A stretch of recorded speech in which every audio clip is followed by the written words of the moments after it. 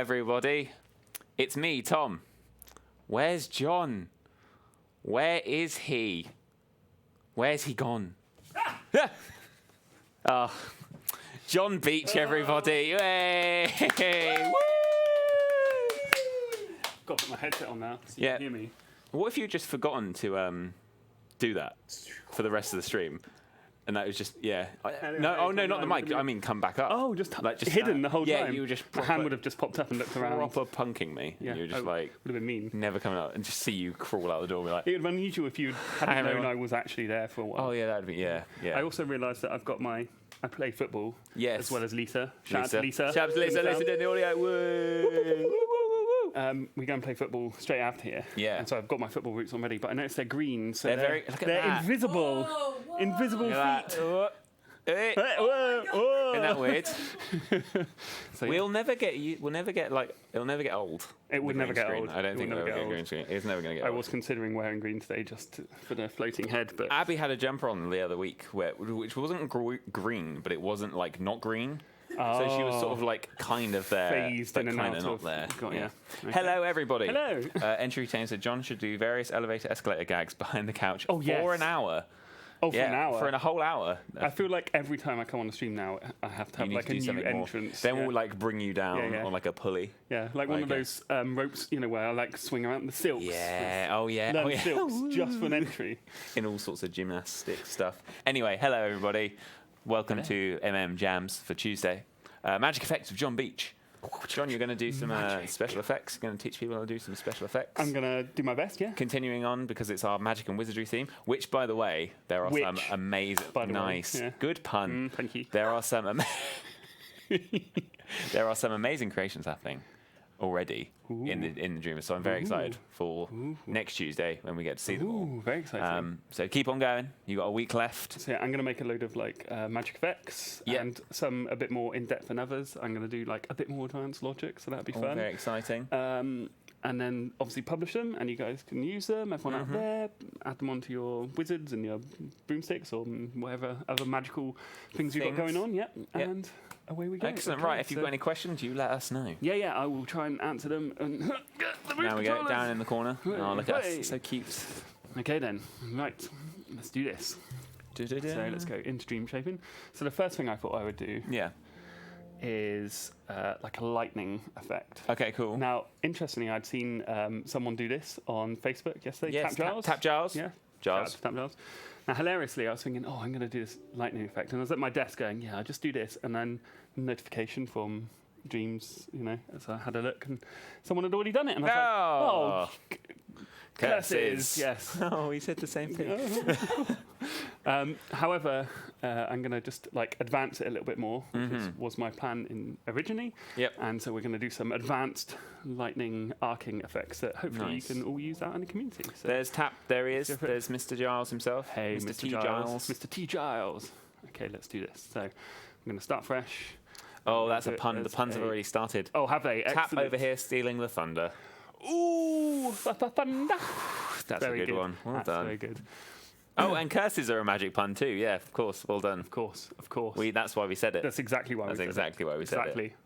Right, anyway. So the first thing I'm going to do is turn the grid on. Now, the grid is, for me, really useful to have on for a lot of things if they're going to be precise. If you're going to use some logic and stuff, it's good to have the grid because you can line coordinates and things like that. And for this, I'm going to get into sculpt mode, and I'm going to make myself a little cube. Nice. Now, when I'm using the grid, I like to change the grab point for most things to the center, because then it always lines up on the grid. If you do it from the center, it's always going to be, it's more likely to line up on the grid because I can do this, you see, and then I can go up, and then that lines up on the grid. Upwards, you know what I mean? It's always like in that line.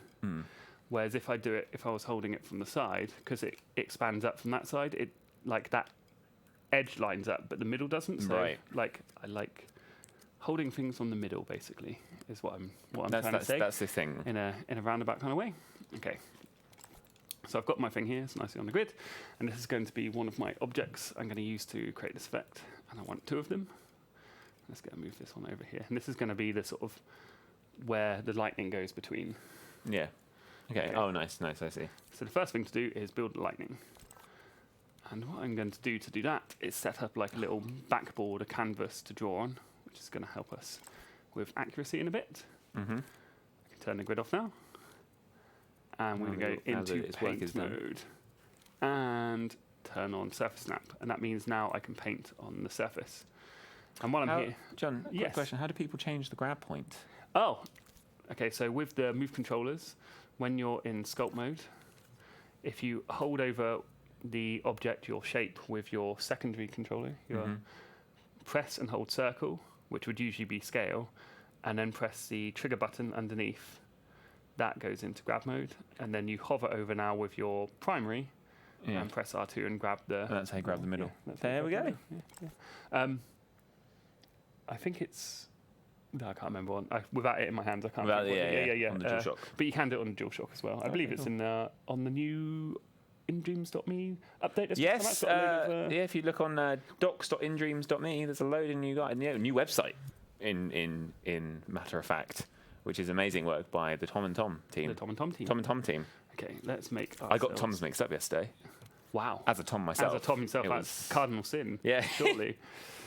Okay, so I want my lightning, and this is where you've got to sort of channel your inner lightning ability. So what I want, ideally, is to start from the same point and end at the same point. But don't worry if you don't, but it will help if you get it roughly accurate. Okay, so I've got to be like, lightning's kind of like zigzaggedy like this, putting some detail in there like that. Okay. Why is lightning zigzaggedy? Well, it bounces off, I believe, negative ions in the air as it's coming down, and it tries to find the shortest route down. And you'll see, if you watch lightning in slow motion, you'll see loads of little bits go out. It looks like a tree, like this. Yeah. And they're moving substantially slower than the speed of light. Right. You can see it in a slow motion camera. And then when one of them makes contact with the ground, after it's gone down and bounced off little particles in the air, the first one to touch the ground and earth, then the lightning actually travels up from the ground up. So lightning actually goes down, then up really fast. And that's what makes it. So the big flash you see is actually going upwards. That's amazing. Wow. Yeah. Science facts. Yeah, basically we're going science on the stream now. Yeah, pretty much. Maximum science. I think I may have had mirror on then, so I'm going to just do it again in case I've drawn somewhere else in the level. Sorry to distract. Sorry. Okay. Had a pressing science question. Okay, so first we want one, and then we're going to use our frame by frame animation and do another one. So I'm just going to go to next. And what you want to do is something that's similar but a bit different to what you've already drawn. So because I can see the last one, I'm going to kind of go like that, try and get some of the same shapes but accentuate it. So it's like a bit different. Then add another one. This time perhaps quite a bit different. Because lightning sort of changes its mind as it's going along. And then perhaps one more.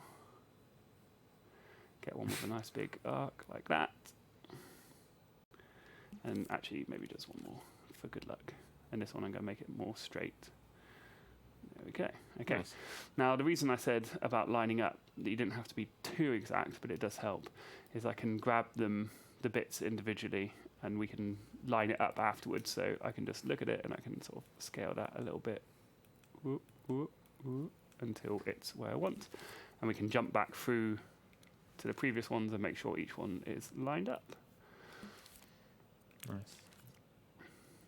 And it's really good. It's really important, I should say, that when you're sort of doing things like this, is like a lot of it is in the setup. So if you can get the setup accurate, it makes everything else much easier. It's like building on good foundations. So try not to rush these bits because it will make it faster for you later. Yeah. Okay, so they all go to the same point now. Okay. So if we press play on time, we can see that moving, and we've got kind of a lightning effect, kind of. Excellent. That's excellent work. But we need to make it look more like lightning, so let's tweak it. So the first thing to do, obviously, is make it glow. I've made the wrong thing glow there, John. I can get rid of that. Let's get rid of that. Let's make it glow a bit. And usually, when I'm doing screen effects, like lightning effects, is I turn off the emit light from glow.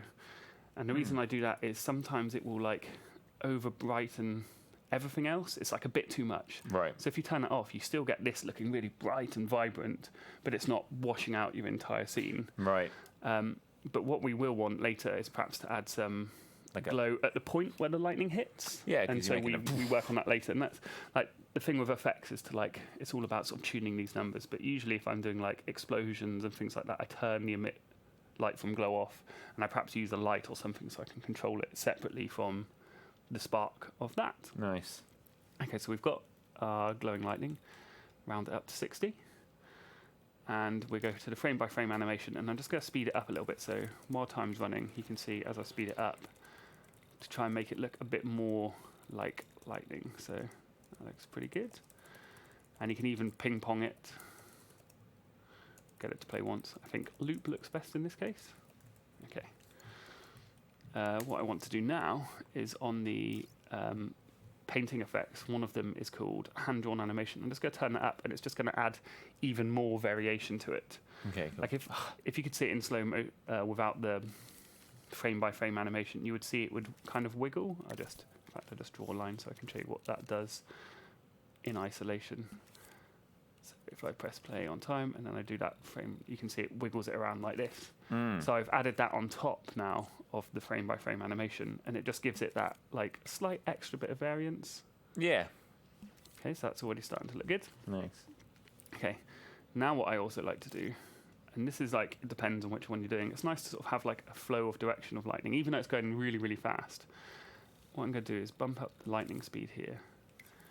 So it's going to be zooming along it. And that's also, I didn't mention it earlier, why I always drew from the left to the right. If I'd drawn one way and one the other, you would have been having them going backwards and forwards. Which obviously, no. But it's good to get them all going in the same direction. Yeah. I'm going to turn on pulse. So best practice. Oh, that looks so cool. I'm going to start speeding it up, so we've got the sort of lightning zooming along there. I want it real fast, you know, like something like that. And you can play with the length of this to try and get it to where you want. Also might put in a fade in and fade out to fade in the ends. Yeah, I'm not a fan. A fade in? Yeah. And again, what's really good is just to play with these different things until you get the effect you want. But I'm pretty happy with that now. That's quite a cool bit of lightning. That looks great. Yeah. Right. Now, a question from Tap Giles. Oh, yeah. Hey, your predecessor. Yes. In the, I was wondering, would the frame motion thing work for the hand-drawn also? The frame... Would you have to rephrase it? Elaborate. Yeah, elaborate a bit, please. And I should be able to answer. I noticed what Tap Giles did, which is what I'm going to do as well, is I'm going to connect them at either end. So what I'm going to do is group the lightning with this block on the left, which means as I move that one moves around. But I'm also going to tweak it, make it physical, say attached at both ends, and I'm going to attach it to this object over here. Okay, which means now when you move it around, you see it's like attached over there like that. I didn't even know that was a thing. That's cool. Lisa there, nodding. Yeah. Every day is a school day. Every day I'm hustling. I don't know why I went into that. I don't even... Stormer Gaydon says, I wish to hear a buzzed sound with this effect. Oh, yeah. Yeah, well, maybe we can bring in Lisa. Lisa's going to sort that. Oh, boy.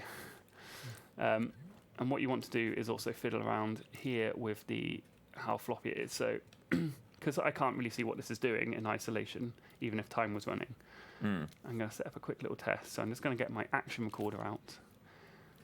And these are the kind of cool debug things you can do in Dreams, is you set that out, and now I'm just going to grab this thing and move it around to simulate me testing it out in different places. Nice, yeah.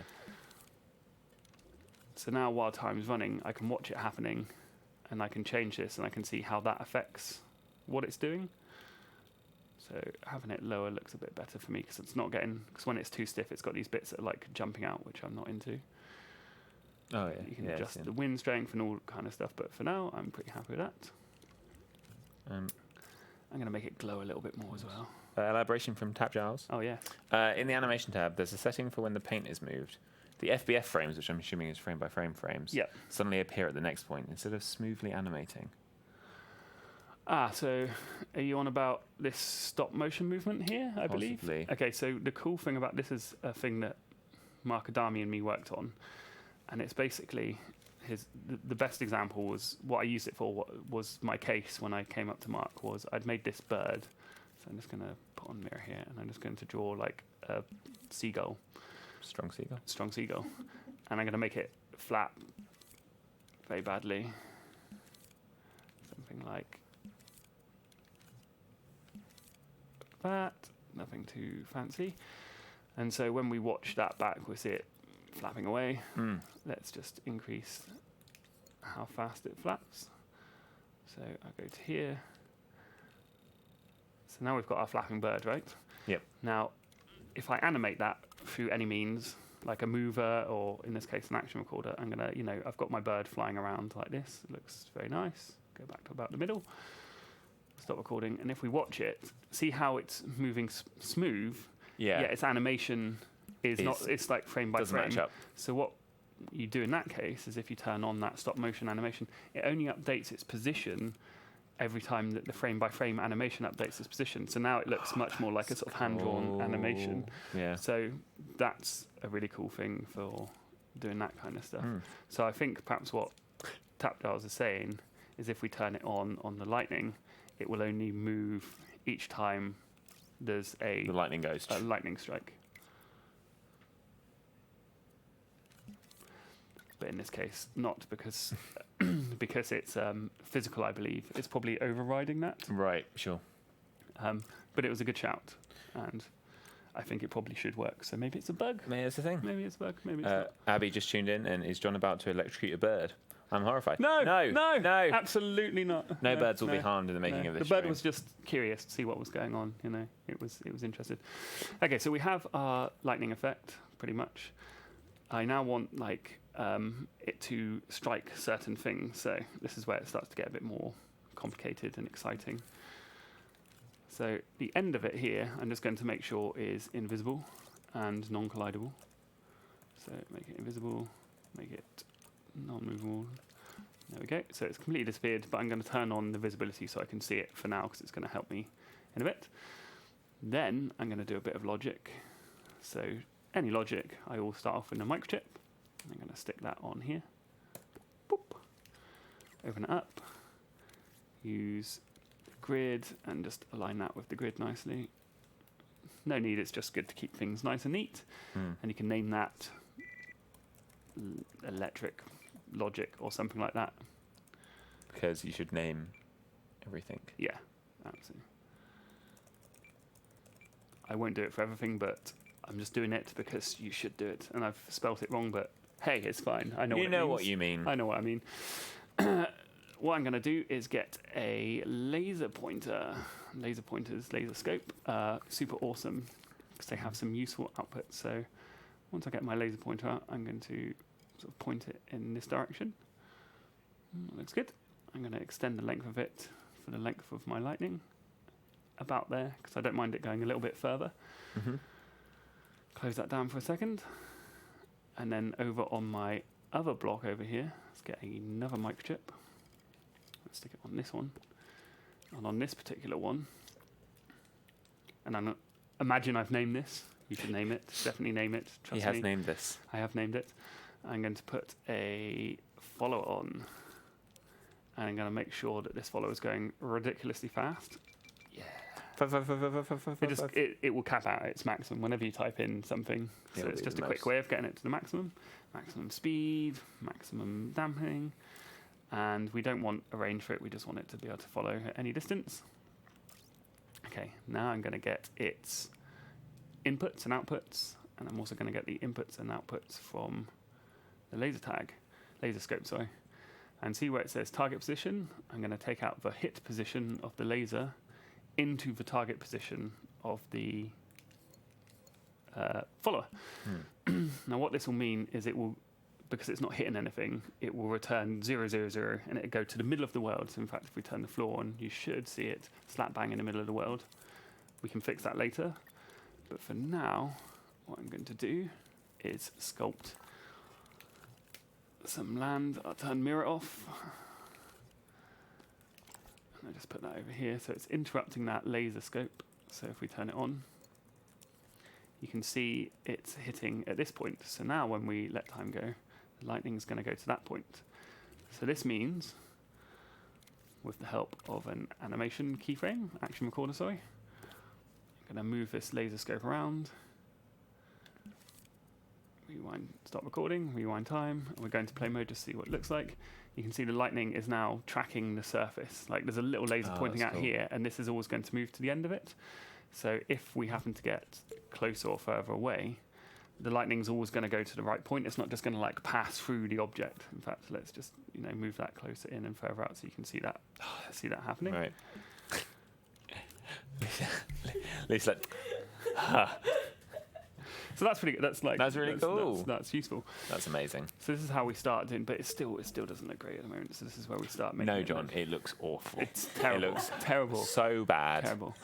So in fact, I'll leave that there because this is going to be our little test thing. Ollie T says, I was literally just wondering how to achieve something like this. Thanks. Well, there we go. Ta-da! I'm going to get the look at rotator, and this is where, when you start doing special effects, it's about all the little small things you do to make it look better. So I'm going to get the look at rotator, and the reason I want to do that is I'm going to set its speed super high, ridiculous high, nice and strong, and go to its output page, and I'm going to get its angle I want to match the angle of this surface. Because like when lightning hits things, it doesn't kind of like hit it sideways. It always like goes into it perpendicular, right? So that's what we're going to try and achieve. So we've got its scene space direction here, and we've got the laser scope, the output, and we've got a hit surface orientation. So I'll wire those into each other. And so now if we press time running, can you see how this cube is now trying to match the angle of the surface it's hitting? And the reason that's important, like I explained, is now if I record this and I start twisting the angle of this, when it hits it, it will start hitting at like coming out from the angle that it's hitting. Uh-huh. I hope that makes sense. Yeah, it's going out. Yeah. Now I've realised it's actually backwards, so what it's trying to do is come out the opposite side. So you see the lightning is actually coming out the back and then going through the front, so that's not what we want. So I'm just going to adjust the scene space orientation to make sure it's pointing in the right direction. So we can do that, I believe, by probably inverting one of the things in here, or we just rewire it back up again. So on the look at here, let's make sure that laser scope isn't there. I'm just going to spin that around to the other side. Using grid is really good for this because you can just invert it. So I'm just going to spin that around that way. And let's see how that looks. There we go. So you can see how the lightning's trying to come off it. Yeah. The sort of the angle. It's not just, there you go. So now it's going down. Yeah. Now it's going up. It's so cool. There's a slight weird bug in there for some reason where this is like getting stretched at the end. Oh, we'll go and investigate after this. There you it's go. a good thing, you know. I can Make try it and nice. get things fixed. Because there's that weird straight line going. If Mark Adami's watching this, he's our person who coded these paint strokes. He might be able to help me out with that. Right. So. Okay, we've got some homework. Got some homework for Mark. Okay, let's turn the grid off, and we'll make sure that this can go forever. So, okay, great. Now we want an effect coming out at the end where the lightning is. like a little electric spark. So easier to describe things in sounds. Yeah, Like a. So I'm going to do that just by like drawing a little stroke. I prefer to use the this one here as opposed to this one. So not the brush flex, the draw flex, because you can alter the thickness depending on how hard you pull the trigger. Right. The reason this is important is you start off thick and you get thinner, and as time runs along this, especially if it's in pulse, you will see that it actually gets slower the thinner it gets. So when I run it, see how it's slowing down towards the end? Yeah. Now, that's cool because sparks, when you see them in the air, they usually come out fast and then slow down because they've got air's quite thick to them because they're so small. Yeah. Like sparks don't fly like heavy things. They don't have a lot of inertia. So to make realistic sparks, it's good to start thick and then go thin in our system because then it allows for the bits to like slow down over time. And we're just going to do some emit in all directions, vary the size a little bit, maybe put on just a tiny weeny bit of gravity, not too much, just so it falls down. Make it shiny. Oh my goodness. Again, I've turned off the emit light from glow. We may want to turn that one back on later for this one, but we're going to experiment without it first. And we'll make it blue. And you don't want it fully blue because you get this like false blue. What you want is just up a tiny bit, and then it starts getting the sort of white in the middle and the blue around the outside, which makes it look more electric-y. And let's just increase that time. That's going to be like our lightning hitting it. And we don't want that to loop. We just want that to play once, because we're going to emit it, and we don't want it to like keep emitting in the same spot. Great. So we've got our lightning. Let's shrink it down. Get rid of this bit of floor for a second. And a little trick I like to do is stick the thing where you want to emit it before you select it with the emitter first, and that will help you, like it helps it be aligned immediately, and you can then move it afterwards. So I want it to emit from the middle of this thing, about that side. And then I want to get an emitter and emit the lightning. And I'm going to say emit with no speed, emit once, last for a few seconds, and recycle, so you can have as many as we want. So there's nothing going into that at the moment. So what I will do is I want to be able to like fire the lightning, so when it hits the surface, that's when we're going to like turn it on. So this is where we're going to use the laser scope now and some keyframes. So okay, nice. I'm going to keyframe powering on this emitter, which will be like emit it basically, have it off for the most part. Do what it says on the tin. Does what it says on the tin. And I also want the lightning to sort of flash at that point as well. So with another keyframe, just to keep them separate. You could double up keyframes at this point sometimes. I'm going to go in and make sure the opacity of this lightning is nice and high. And most of the time it's actually off. So now what I can say is when the lightning hits something, so one of these ones here will be hit something, there we go. I've hit something, I'm going to say pulse on, have a tiny little fade down, and wire that into these two, like that. So most of the time the lightning's going to be off, you can't see anything. But if we put in a object for it to hit, let's do a sphere. And then we're going to action record this thing bouncing around, which we've already done, but I'm going to do it fresh so I can explain what is happening as it's happening. So we go. So, I've built it in the same group. Let's just undo that a second. Get that out of the group, John. There we go. Rewind time. God, John. There we go. So now, I saw the explosion. I saw it. Animate. So there you go. So as it hits, it's going to spark. So it's like. Oh yeah, there it is. It's so cool. Now I've noticed that the spark isn't appearing at the right place, and the reason that's happening is it's taken a little bit of time for the mover to get to where it needs to do. So it's getting a signal saying, "Oh, I've hit the sphere." Yeah. And these are the things you've got to debug when you're sort of working with Dream sometimes, and think about it logically. Is it's telling that emitter to emit, but then a frame later or so, the followers moved really fast to get over here, so it looks like that emitter should emit over there. So what we want to do is just put a little delay into when that emitter emits. So I believe that was that top one. So I'm just going to say appear after 0.1 seconds. So we'll take that out from that one, put that into there, get that to reset itself, do it into there.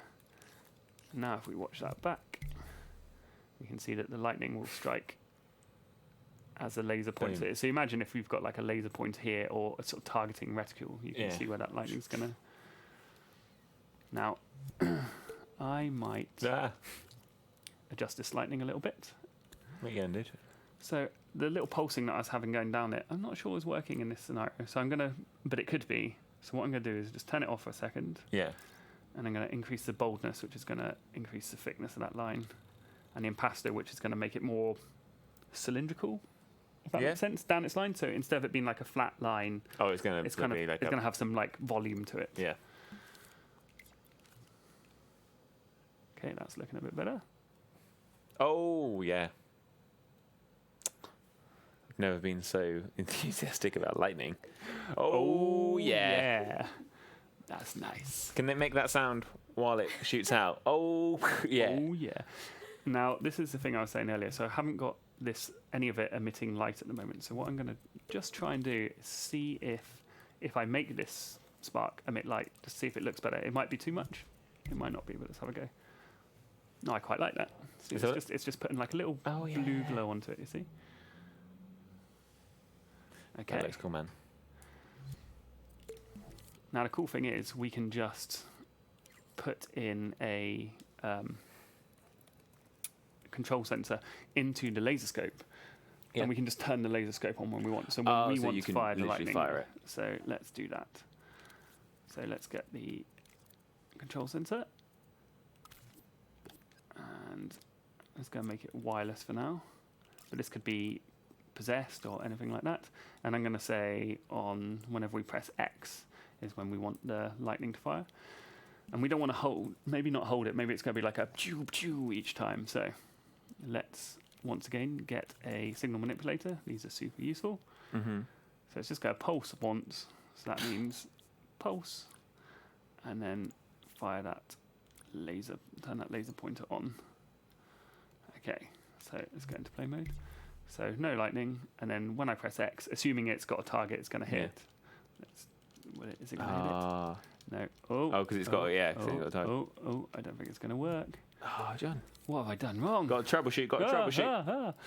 Luckily, thanks to Dreams, you can jump straight in. Okay, so the cool thing is, at this particular point, go to your playtest mode, and you can watch the logic, and you can watch what's happening. So as I'm pressing X, the laser pointer is definitely turning on.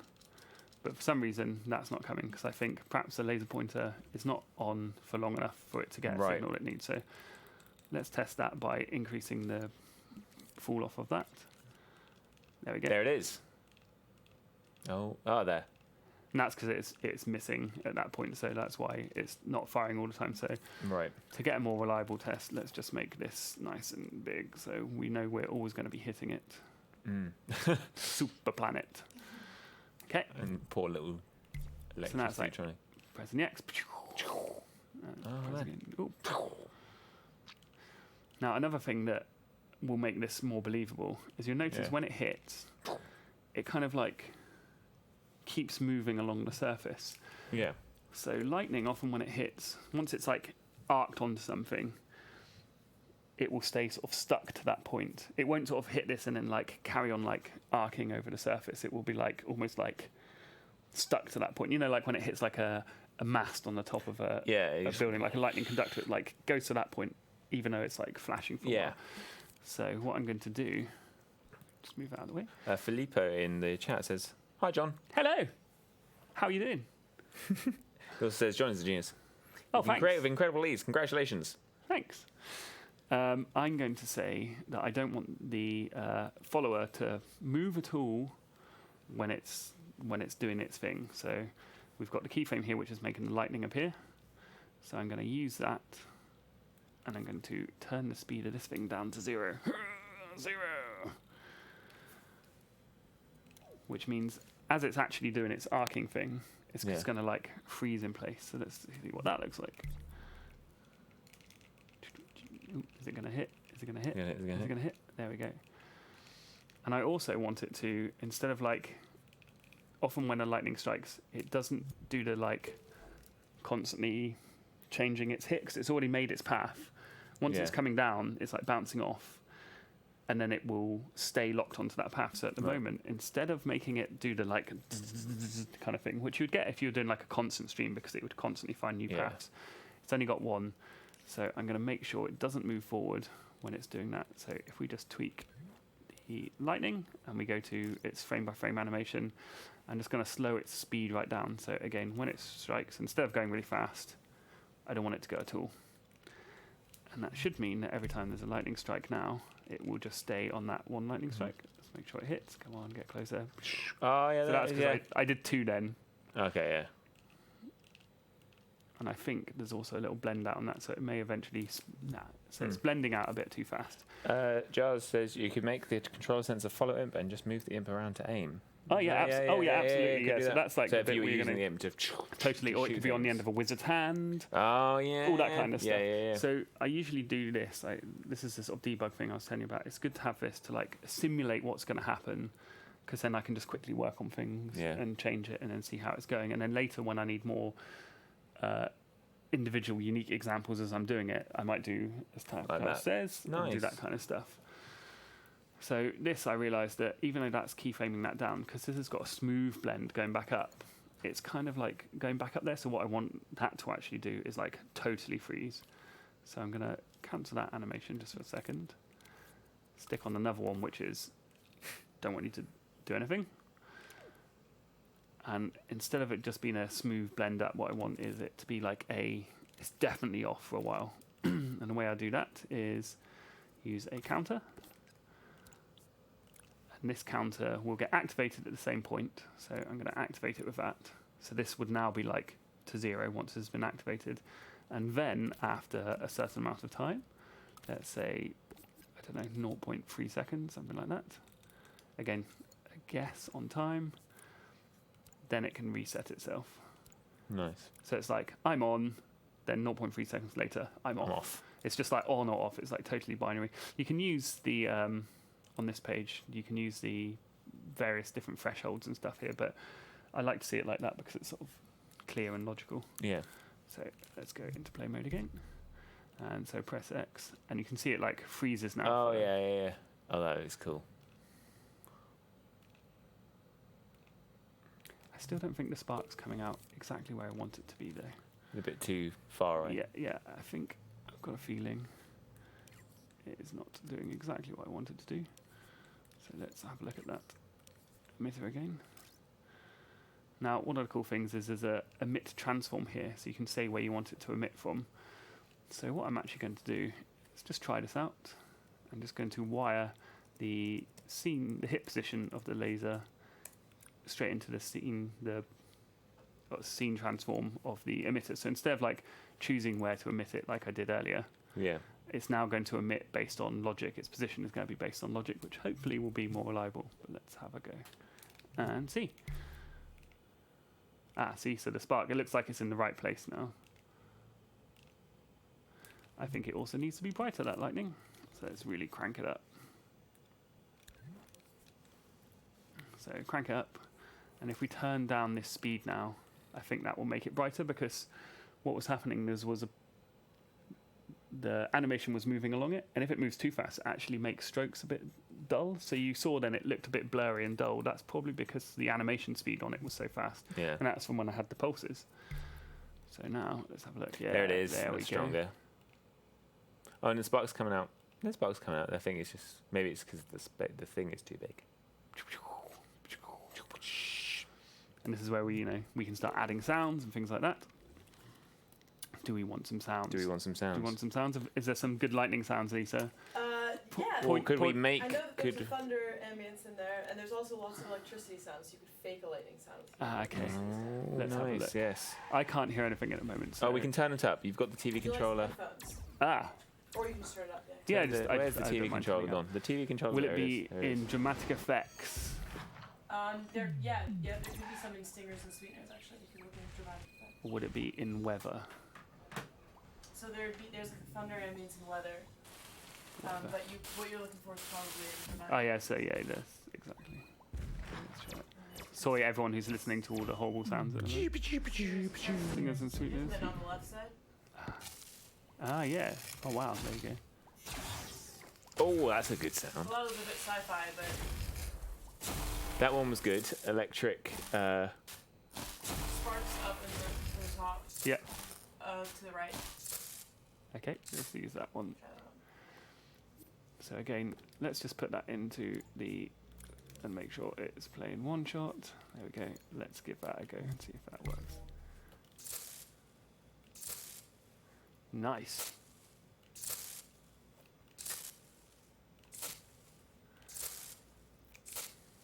That's looking good. And sounding good.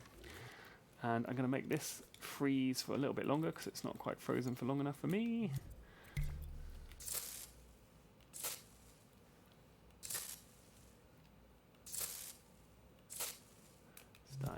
nice. Good.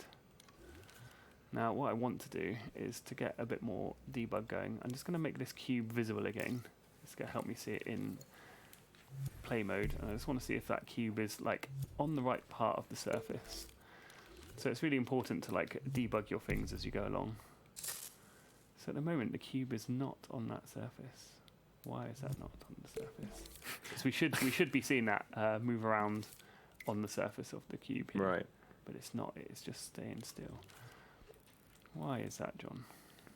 Is this collidable? Yes. This is where things start getting unusual. You're like, but why would that not work? RD Cottrell says it sounds like it'll tickle. Yeah, it would certainly tickle. So the laser is definitely hitting this thing. Let's just watch and make sure that is hitting it. It is not getting a hit off this for some reason. So this laser is not hitting this because we'd usually see like a little green arrow pointing out there if it was hitting it.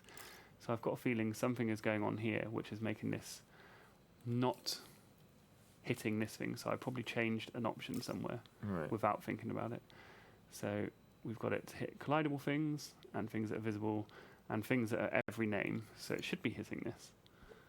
But it is not because... I know why. It's because I've been doing the turn off part. So I don't want to do that. I don't want to turn it off all the time. I realised that I only want the lightning to appear, but I want the laser pointer to still be sort of working. So it was kind of wrong to think I could get away with just turning the laser scope off. I may have to do a bit. I know. I may have to do a bit more fancy logic, which is like just making sure that these keyframes don't work, for example. And I could do that with like AND gates, but I'm just going to use this to test it to make sure that's right. So now there's like constant lightning, which is fine, but not quite what I want. So what I really, really want is this hit something. I just want to AND that in instead of turning the laser scope off. And this will make it a bit more accurate for what I want. So let's get those and rewire like that. Let's try that. There we go. Oh, that's good. So now it's starting to look much better. Okay. But I noticed that it's not freezing the position of that thing like I wanted it to earlier. Right. So I was trying to get it to freeze, so I'm just going to check to make sure, again, my logic is right in here.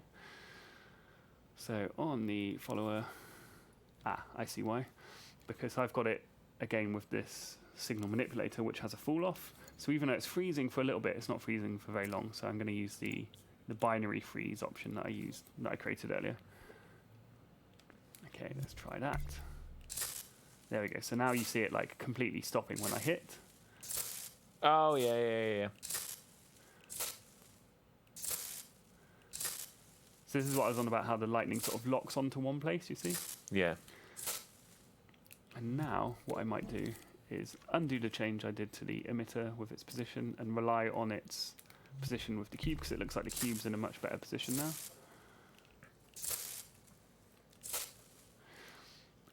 Now the last thing I'm going to do, now this is a really silly detail, is nothing silly, John. When lightning strikes, or when you have an arc of lightning, it heats up the air around it.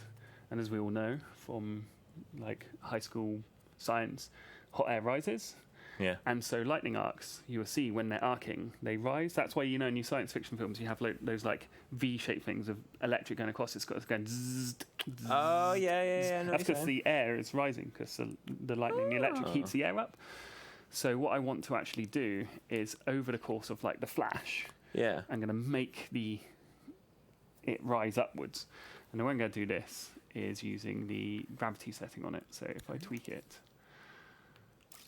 and these are all the things that you sort of think about. Like it's really good to just like look at reference of stuff that you're trying to make and go, what does it do? And just look at loads and loads of reference and then sort of realize what's going on. So if I like unless it's animals, then you don't use reference. Yeah, as I never use reference. You can see as I inverted that there that it goes up slightly, and I can probably make that go up more if I just increase the floppiness. There we go. So that's it, like arcing upwards. Oh, it's cool, isn't it? But you know what I'm like. It's really cool. Yeah. So what I want that to happen is when there is an arc, I want there to be like a rise up. So instead of like an up and then a pulse, what I want to do is the opposite. So I'm just going to get a timer. Sorry about my really messy logic. I might show you how I neaten it up in a bit, actually. I'm going to wire that into this timer. You're in your own worst enemy. And over like a few like maybe a second, I'm going to take the output of that and I'm going to put it into a keyframe, which is keyframing that gravity doing this thing.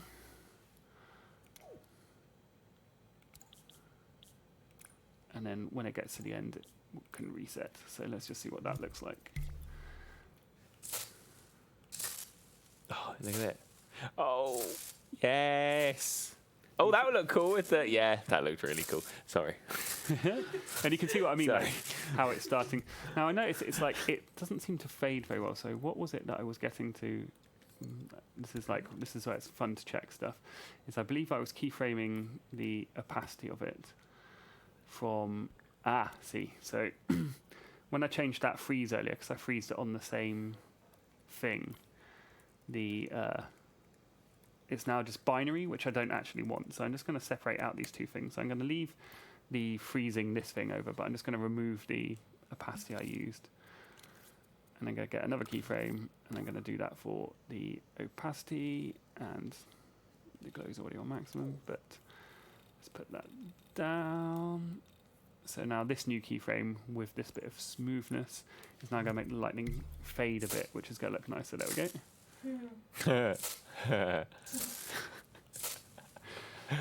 Now the sparks are kind of like sparking uncontrollably. I'm not into it, so I'm just going to make sure that the timing on those sparks is what I want, and that should definitely be just like play once, so that should only emit one.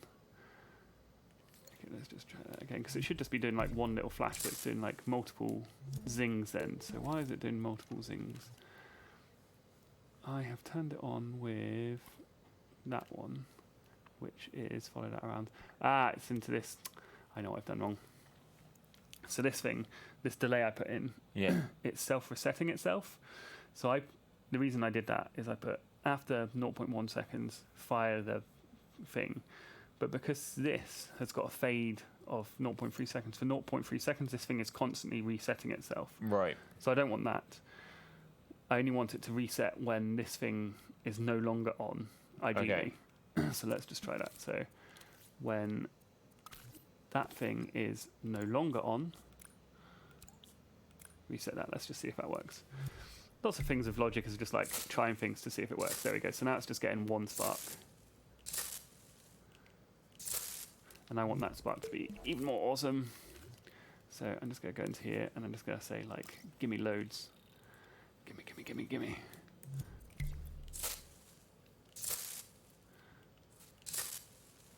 So now it's really starting to look good. Okay, now we know that block is doing its thing as well. We can make that invisible again. Bye-bye.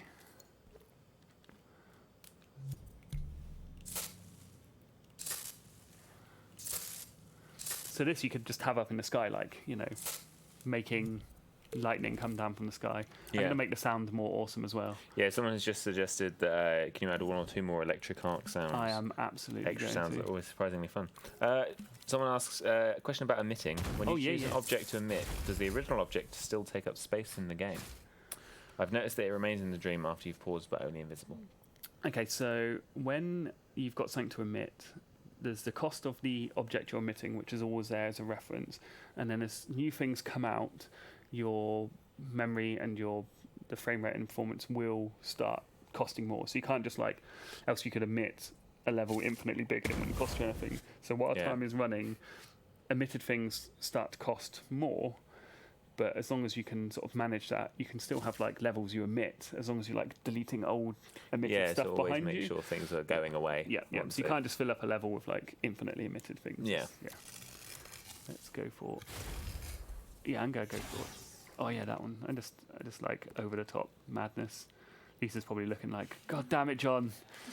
Why grabs the controller. Why you do this? Yeah, see, sound design right here. Lisa, seal of approval. Has that got the seal of approval? Yes. Yes. Nice. Sci-fi lightning. Why not? And the last thing I might do for this lightning effect is I noticed that I used this earlier, which I didn't like as I was, like, for the most part. But I think what it might look good on is on the same thing that I used to keyframe the opacity, which is that one. I'm going to use it to keyframe that up to maximum and then have it on less the rest of the time. And we're going to get like little sort of sparky fade outs. Yeah, that's starting to look good.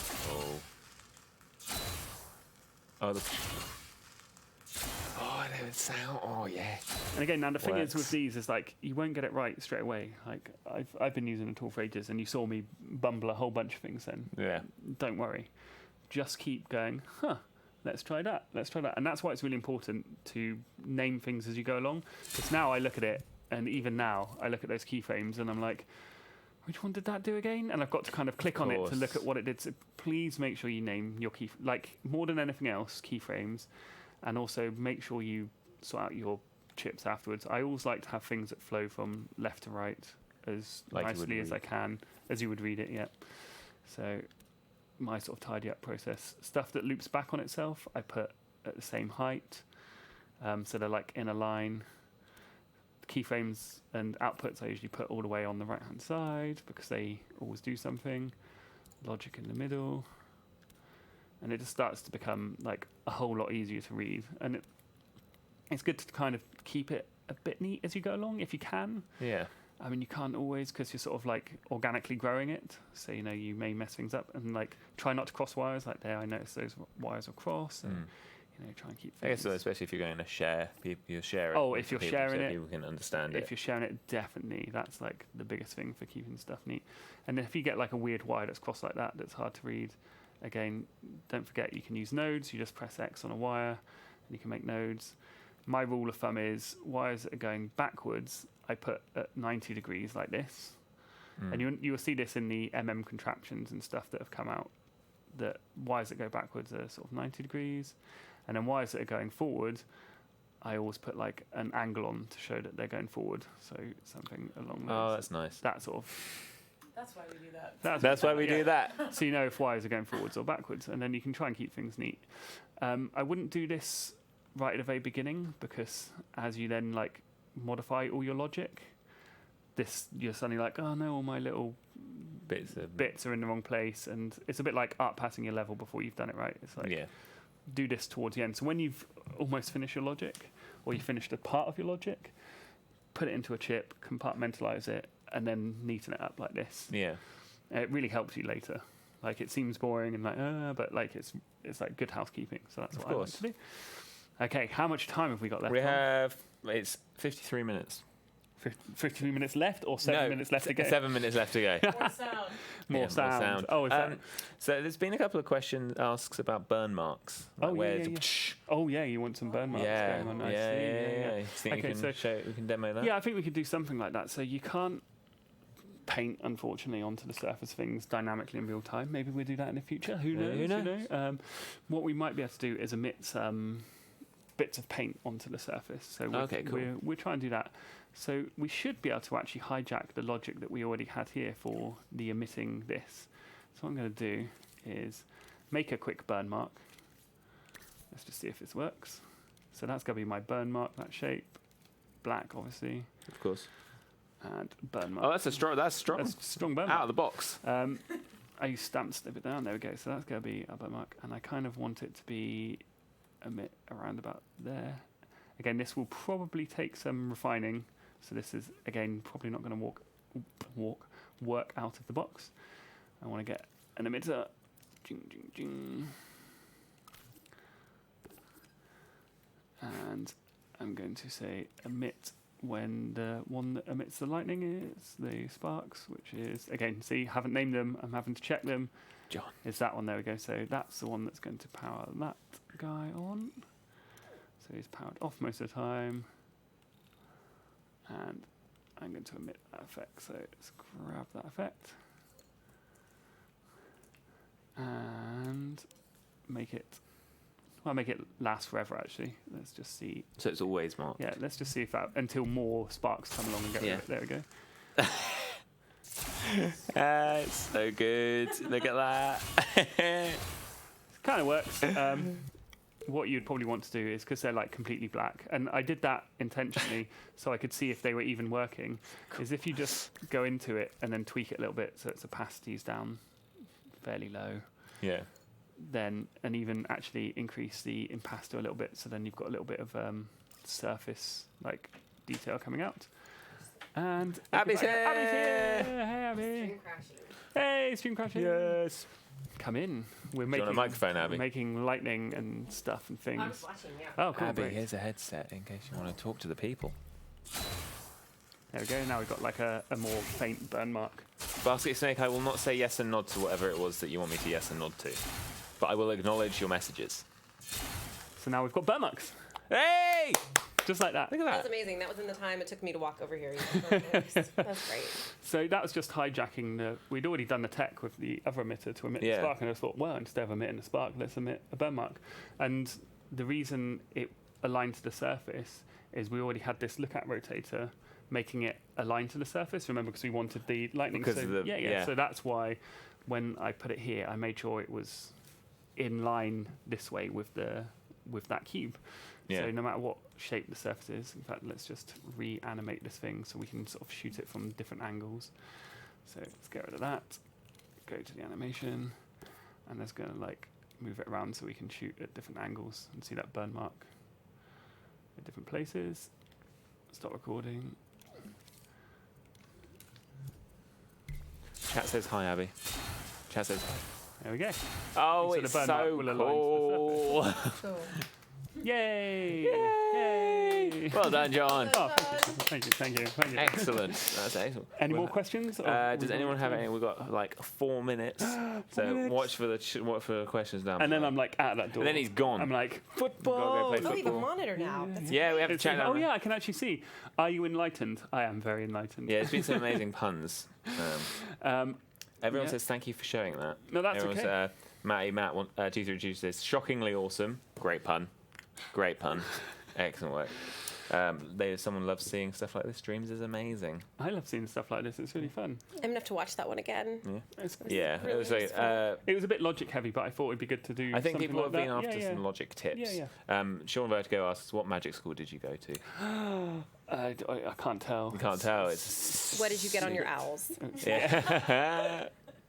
Oh, and Falco, we will publish it. Let's publish it now so that Yeah, people we Oh should yeah, publish yeah, that. yeah. I'll publish it in all its glory, and then people can take it away and maybe pull use the it in your parts magic and out of it. wizardry Yeah, absolutely. creations. What are we going to call it? That's up to you. I mean, you could be really obvious with this one. Lightning logic, Like electric logic, electric logic, electric dreams. I mean, I feel like if you're going to take the time to neaten your Yeah, you wanna call it. gadgets, that you should name it something that also makes sense to people. Yeah, It's true. John Shocker, Electric logic. electrifying demo.